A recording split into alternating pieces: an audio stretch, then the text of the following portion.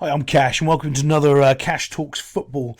This is the good goal or bad defending series that I like to do on YouTube, and with my over 20 plus years of coaching experience, I like to break down how people have scored goals, what they've done right and wrong. So hopefully you can either use that as coaching on your side or in your play, whether it's Sunday League or in senior football or whatever that is. Right now we're looking at Brighton versus West Ham in the Premier League, and let's have a little look what's going on. First of all, we can see the ball's been humped down the field, just smashed in a bit of a hit and hope.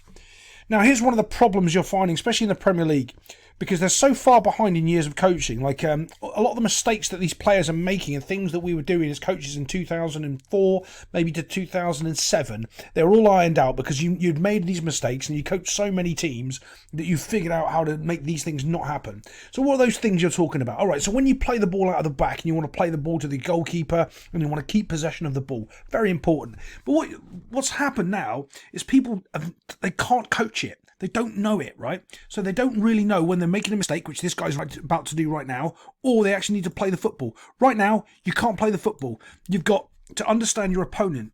This striker here, he's big, he's strong, he wants you to play around with the ball. What does he do?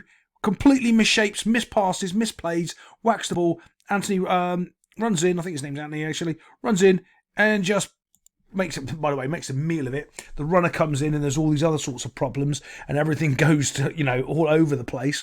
But all because this defender tries to do a cocky little flick back to the goalkeeper instead of just knocking the ball out of play and keeping it simple. You don't always want your player to do that. Like we used to have rules on you never, ever, ever kick it out of bounds. We never kicked it out of bounds. But we didn't have little mistakes like that when our backs were turned. And the ball got in behind us because we weren't paying attention and we didn't have pressure on the ball. So a lot of the mistakes are very, very different. But this is a terrible little blumph. Keep falls over and the ball goes back in the net. All from a defender making a stupid mistake. It's no business doing. I know the old analogy, if in doubt, kick it out. Now there's also a difference. When I was coaching, I still am, but when the players aren't getting paid absorbent amount of money to make these kinds of mistakes. If they did, I'd be screaming at them. They never made mistakes, but they weren't under the pressure of these people. But also, if in doubt, at this level, you kick it out because it's way more important that you keep, that you don't let a goal in than you keeping possession. Possession isn't the goal. It's to make sure that you don't lose the football game, and they just did. They put themselves out of contention from a stupid defender. Let's get on to the next goal. Okay, this is completely and utterly pathetic defending. They're actually in a good defensive position. Not quite, because I'd want him about there. Okay, but he's not bad. He could now attack and go for the ball, and he doesn't. Watch how long this player has the ball to pick out a pass. In my Man City commentary earlier on, was it yesterday or today I did it? Jack Grealish has the exact same thing, where he gets to stand there for half an hour, in relative in football terms, and put the ball onto... what's his name? The blonde guy, the Viking monster guy. Yeah, him. So he scores. Same thing's happening here. Watch how long this guy has the ball. Dum, still got it. Look, he's cocking back. He's taking his tee shot, and he still doesn't pressure him. He stands there and allows this guy to smash a ball. Doesn't put any pressure on it. Boom, and off it goes. Like, what are you doing? I don't know what they're coaching these people how to play football, but that is just awful. He stood there teeing up his shot. You're pressuring him, right? So he's got two options really. When someone's striking the ball at you like that, you can see they've got two options. If you jump up and you take your feet off the ground, you're an idiot. So you're looking to block his, his cross or his whatever he's trying to do, and the person on the ball's got two options. Finish the move and try to hit the ball over, or do a Cruyff turn and get away. So you know what he's going to do. He's only really got two options. Finish passing the ball, or try to do a Cruyff turn and protect it and go the other way. You're waiting for one of those two things to happen. He doesn't do anything. He just sits there and has a jelly donut. This, however, is a quality first touch. Let's watch this. Bosh! Oh, quality. We like that. Stops it dead. Quality first touch. And then he rolls it in the corner. Absolute brilliant play by the wee young man here. I think that's Jared Bowen. I think he's that's a great touch. Honestly, West Ham are doing flying. The confidence of winning whatever little trophy they did in Europe last year is shining through. Even with them losing Declan Rice, they're doing great. But that's a quality little touch there. But again, the defender just let him pass the ball there. So let's check out the next goal. Okay, now let's have a look at this situation. Here's the next goal. There's our line. There's no pressure on the ball. this midfielder's too far away. If that's your line, immediately you're just starting to drop. You're starting to drop because this is the danger area. This is the space. This is the danger area. You can't put pressure on the ball, so you're trying to take away the space. You can't get the ball, so you're taking away the space. You can only take one or the other, and that's what you're trying to do here. You're trying to take away the space. Brilliant. Let's just drop off. Okay, and what I mean by that, you can only take the one. Right, so if you're trying to take the ball, you need to all squeeze up as a unit, okay, and you leave the space open. You're squeezing the ball.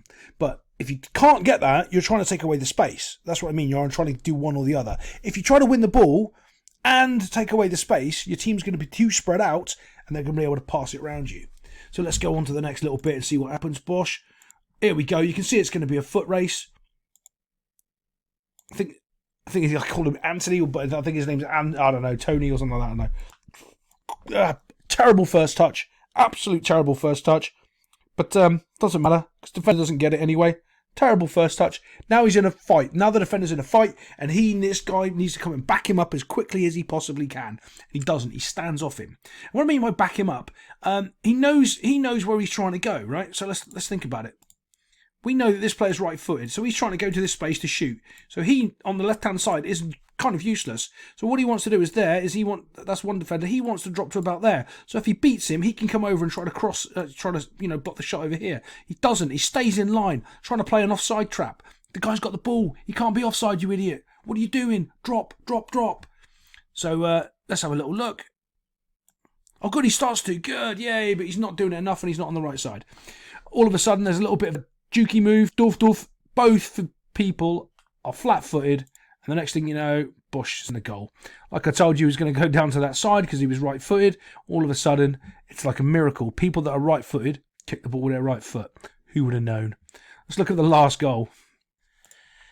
Here we are on this last goal. West Ham have been on the cosh for quite a while. You can see this massive bank of players here, but what can you also see? You can also see this massive square of free real estate with no West Ham player in it. Again, the man on the ball, it's got all the time in the world. There's no pressure on it at all. There's no one getting even close. Let's have a look, see what happens.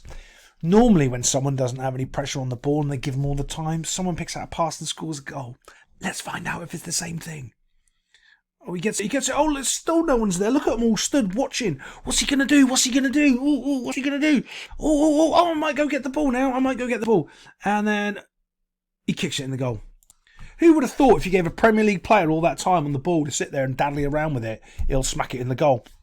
I think it's shocking. I think that's a revelation to these idiots. It's amazing how much these Premier League players do that. It's just unbelievable. Well, if you're still here, thanks very much, and I'll see you next time on Cash Talks the Football.